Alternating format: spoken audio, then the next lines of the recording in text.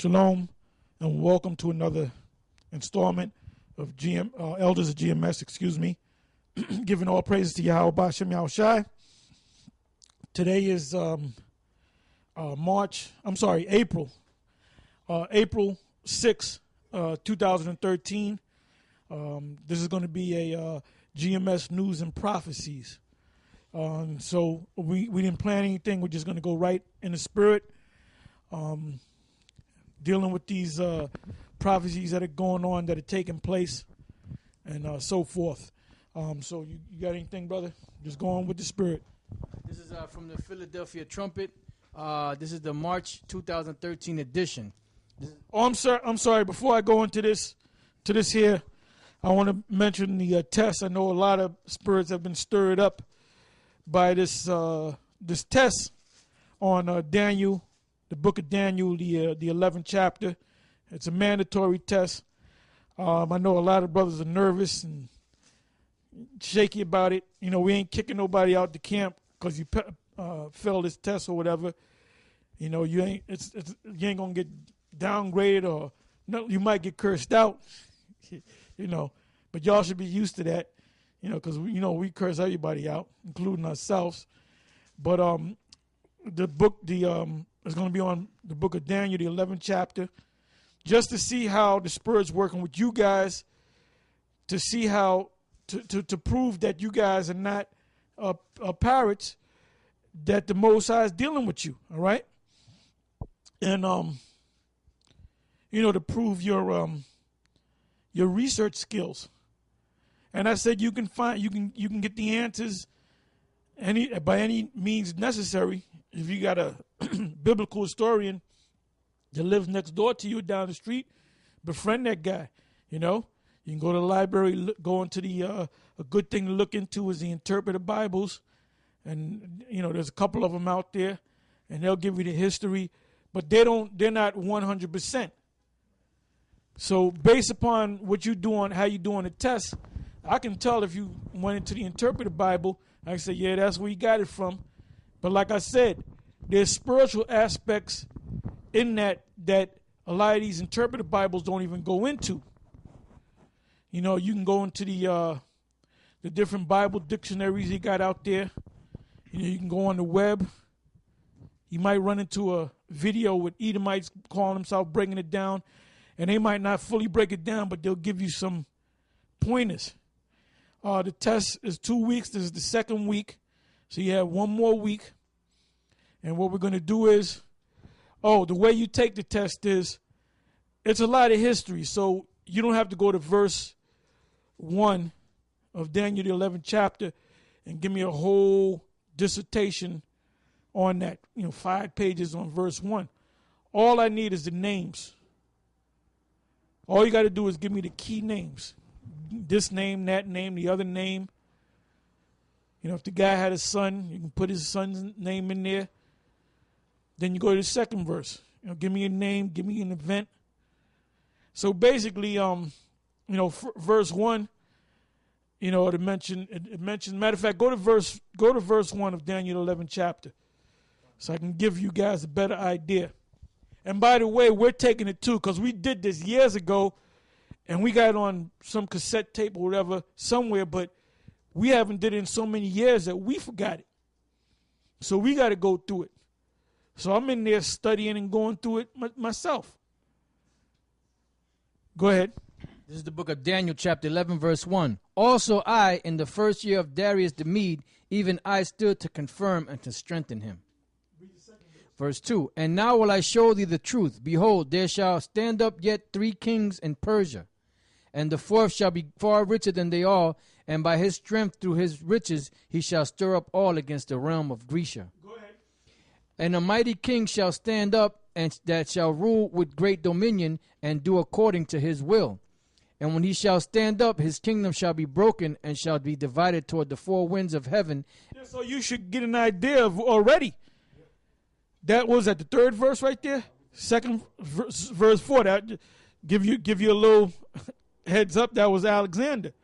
All right, but go back to the 2nd verse.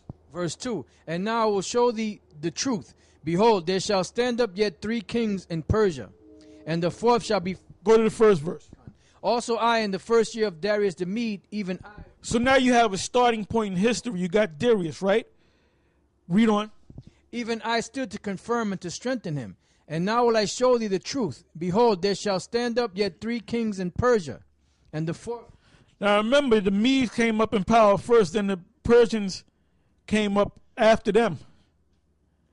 And when you go to the prophecy of in Daniel, the 2nd chapter, it tells you about the breastplate of silver that represents both the Medes and the Persians. So it's obvious that the last 3 kings that they spoke about are kings of Persia, because they said they're going to stir up the Greeks. So then that should be easy. And then from there you go to after Alexander, there was 4 men that took his stead, but not in his power, because they all had certain parts that they had to rule. So then you go into them. Then you go into each man. Right, the king of the south, the king of the north, and so forth. The different daughters, the different sons. And like I said, all you got to do is give me names. Just give me the names of the 3 kings that came after Darius. And it said the last king shall be richer than them all. Give me his name, the 4th king, shall be richer than them all. So give me all those names. Give me the name of Alexander.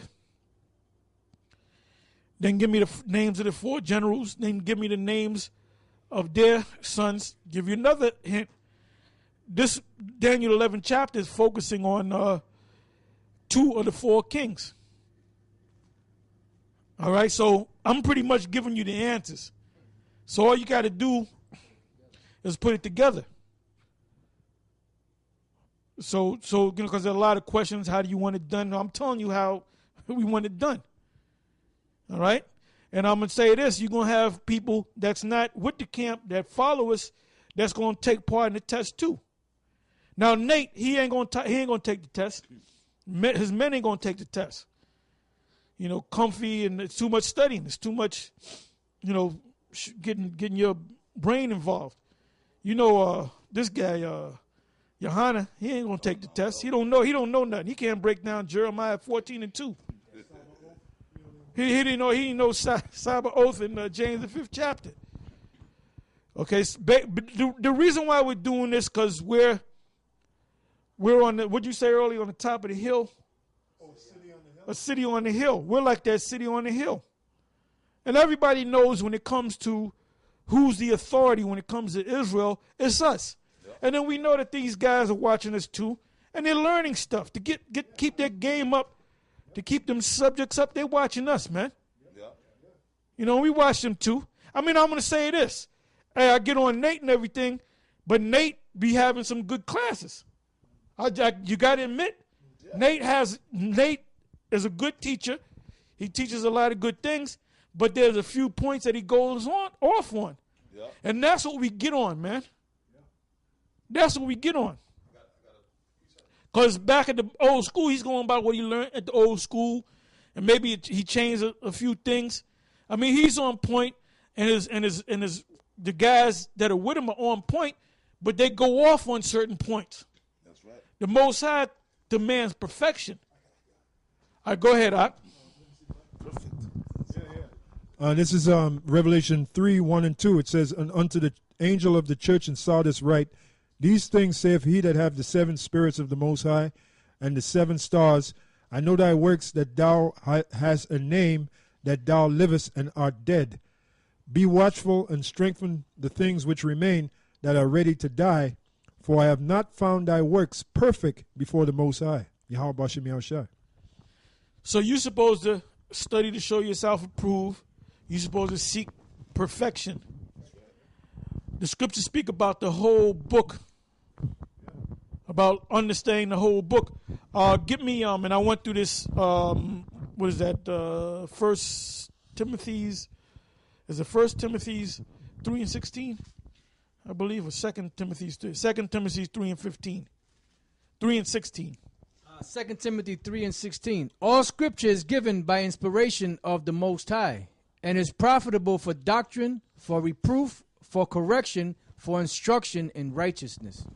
So it says all scripture. That means 100%.